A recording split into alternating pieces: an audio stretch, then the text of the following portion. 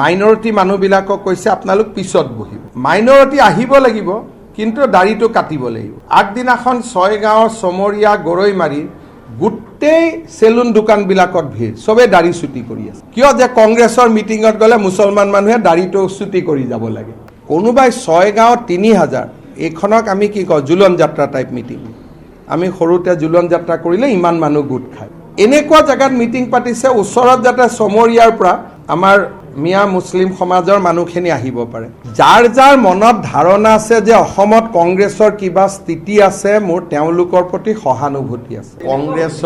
কংগ্ৰেছৰ কথা আপোনালোকে কি ক'ব যে মাইনৰিটি মানুহবিলাকক কৈছে আপোনালোক পিছত বহিব। মাইনৰিটি আহিব লাগিব, কিন্তু দাড়িটো কাটিব লাগিব। আগদিনাখন ছয়গাঁৱৰ চমৰীয়া গৰৈমাৰীৰ গোটেই চেলুন দোকানবিলাকত ভিৰ, চবে দাড়ি চুটি কৰি আছে। আপোনালোকে যোন সাংবাদিকে যাব খোজে গৈ চেক কৰিব, গৰৈমাৰী, ছয়গাঁও, বামুণীগাঁও, এই গোটেই চেলুনবিলাক আগদিনাখনৰ পৰা বুক। কিয় যে কংগ্ৰেছৰ মিটিঙত গ'লে মুছলমান মানুহে দাড়িটো চুটি কৰি যাব লাগে, টুপি পিন্ধিব নালাগে। তো তথাপিতো নিপিন্ধাকৈ থাকিব নোৱাৰে। গতিকে আপোনালোকে কেমেৰাটোত ভাল কৰি চালে দেখিব যে 50%হে মানুহে আছে। গতিকে কৈছে সন্মুখত ট্ৰাইবেল মানুহ থাকিব লাগে।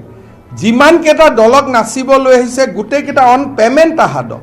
আপোনালোকে গৈ সুধিব ছোৱালীকেইজনীক, মা কিয় আহিছে? বোলে আমাৰ গ্ৰুপটোক টকা দিছে কাৰণে আমি আহিছোঁ। তাৰমানে এয়াৰপৰ্টত ৰিচিভ কৰিব যোৱা তাতে যিকেইটা ডান্স গ্ৰুপ দেখিছে, সেই ডান্স গ্ৰুপকেইটা পাৰ্টিৰ মেম্বাৰ নহয়, তেওঁলোক প্ৰফেশ্যনেলি আহিছে। যেনেকৈ বিহু দল আহে, কোনোবা দল আহে, কোনোবা গ'লে, সেইকেইজনকো কাউণ্টিঙে কৰিছে। আৰু এইখনতো এখন ক্লাবৰ ফিল্ড আছিলে, তাত 3000 মানুহ নধৰে ভাল কৰি। সাংবাদিকসকলক মাতি নিলে ৰাহুল গান্ধীয়ে প্ৰেছ কনফাৰেন্স কৰিব, সাংবাদিকসকলকো প্ৰেছ কনফাৰেন্স নকৰিলে। 3টা কুৱেশ্যন লোৱা কথা আছিল, ইমান ভিতৰুৱা কথা ময়ে কৈ দিছোঁ। সাংবাদিকসকলৰ লগত কথা আছিল যে 3টা কুৱেশ্যন ল'ব, কুৱেশ্যন 3টাও নল'লে লাষ্টত। আমাৰ আপোনালোকে নামকেইটাও মই কৈ দিম, যোন যোন সাংবাদিকক আগতে মাতিছিলে তেওঁলোকক মাতি লৈ গ'ল। আৰু কালি সাংবাদিকবিলাকক কিমান বেয়াকৈ কথা ক'লে। মই এটা প্ৰেছ ক্লাবক সুধিম যে আপোনালোকেতো জয়ন্ত মল্ল বৰুৱাই কিবা ক'লে প্ৰস্তাৱ লয়, এতিয়া ৰাহুল গান্ধীৰ বিৰুদ্ধে প্ৰস্তাৱ ল'ব নে নাই? কালি ইমান বেয়াকৈ কৈ গ'ল মেডিয়া। আমিতো কেতিয়াও মেডিয়াক ইমান বেয়াকৈ নকওঁ। এতিয়া মই প্ৰেছ ক্লাবৰ কি সুস্মিতা আছে নহয়, মই ৰিকুৱেষ্ট কৰিম যে ৰাহুল গান্ধীৰ ষ্টেটমেণ্টটো লৈতো মিটিঙত কৰিব লাগে। কাৰণ কালি সাংবাদিকসকলক কিমান বেয়াকৈ কৈছে নে নাই? আপোনালোকে মোক বেয়াকৈ কোৱাটো সুধি আছে, কিন্তু লাজ লাগে কাৰণে আপোনালোকে নিজৰটো সোধা নাই যে ছাৰ আমাৰ কথাও বেয়াকৈ কৈ গ'ল বুলি। গতিকে আপোনালোকৰ বিষয়টো প্ৰেছ ক্লাবত ক'ব লাগে। জয়ন্ত মল্ল বৰুৱাটো এটা সৰু মানুহ বেচেৰা, তাৰ কথালৈ আপোনালোকে ইমান সময় নষ্ট কৰিলে। ৰাহুল গান্ধীৰ কাৰণেও কৰকচোন। যাৰ যাৰ মনত ধাৰণা আছে যে অসমত কংগ্ৰেছৰ কিবা স্থিতি আছে, মোৰ তেওঁলোকৰ প্ৰতি সহানুভূতি আছে। আজিৰ দিনত অসমত কংগ্ৰেছৰ একো নাই, কিন্তু মই ক'লে গৌৰৱ আৰু অহংকাৰ এটা দেখা দিব। মই যদি কওঁ যে মই 100টা চিট পাম, 90টা পাম, বহুতে ক'ব হিমন্ত বিশ্ব শৰ্মাৰ অহংকাৰ হৈছে, গৌৰৱ হৈছে। সেইকাৰণে মই একো কোৱা নাই, মই নীৰৱে কাম কৰি আছোঁ।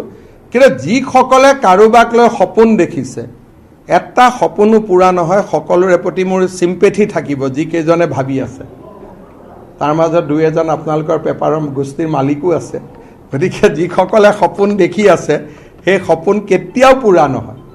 কাৰণ এইটো পৰিৱেশে নাই অসমত। নহ'লেতো ৰাহুল গান্ধীয়ে খানাপাৰাত মিটিং কৰিলেহেঁতেন। কোনোবাই ছয়গাঁৱত 3000, এইখনক আমি কি কওঁ, জুলন যাত্ৰা টাইপ মিটিং। আমি সৰুতে জুলন যাত্ৰা কৰিলে ইমান মানুহ গোট খায়। এনেকুৱা জুলন যাত্ৰা টাইপ মিটিং কৰিব নেকি? ক'ৰবাত যদি গভৰ্ণমেণ্ট বনোৱা কথা আছে, জুলন যাত্ৰা টাইপ মিটিং কৰিব নেকি? হয়নে? আমি বাচ্চাতে জুলন যাত্ৰা পাতিছিলোঁ সৰুতে, তেতিয়া এনেকুৱা মানুহ গোট খায়। গতিকে তেওঁলোকে আৰু এনেকুৱা জেগাত মিটিং পাতিছে, ওচৰত যাতে চমৰীয়াৰ পৰা আমাৰ মিয়া মুছলিম সমাজৰ মানুহখিনি আহিব পাৰে। কালিতো ৰাহুল গান্ধীয়ে নতুন দলৰ সভাপতি পাতিছে, একদম চবেইতো ভাবি আছে যে বহুত ডাঙৰ সভাপতি, খানাপাৰাত আহিব লাগিছিল, বীৰ দৰ্পে এখন মিটিং কৰি যাব লাগিছিল, খানাপাৰা ফিল্ডখনে সৰু হৈ যাব লাগিছিল ৰাহুল গান্ধীৰ কাৰণে। কালি একোতো কৰিব নোৱাৰিলে, দিনটো ইটো। আৰু আহি পেলাই কি কৰিলে? ক'লে যে এভিকশ্যন কৰা মানুহক ঘৰ মাটি ঘূৰাই দিম। এতিয়া অসমীয়াক পিটিবৰ কাৰণে কালি আহিছিলে যে অসমীয়াৰ বিপক্ষে কৰি থৈ যাওঁ। সেইকাৰণে মই ৰাহুল গান্ধীক কৈছোঁ যে আপুনি ৰং নম্বৰ ডায়েল কৰি আছে, ইয়াতে এইবিলাক নহ'ব। আৰু পাক্কা থাকক আৰু আপোনাক ভয় কৰিলেতো মই কংগ্ৰেছৰ পৰা ওলায়ে নাহিলোহেঁতেন খালি মোৰ কালি এটা কথা ভাল লাগিছে যে মই এদিন কংগ্ৰেছত ৰাহুল গান্ধীৰ মিটিং মই অৰ্গেনাইজ কৰিছিলোঁ এতিয়া ৰাহুল গান্ধী অসমত আহিছে যে মোক এটা সমান লেভেলৰ মানুহ বুলি ধৰি লৈ পেলাই সেইটো ইনেৱে মোৰ কাৰণে এটা ৰাজনৈতিক স্বীকৃতিয়ে হয় গতিকে সেইকাৰণে অলপ ভালো পাইছোঁ মনটো কালি অলপ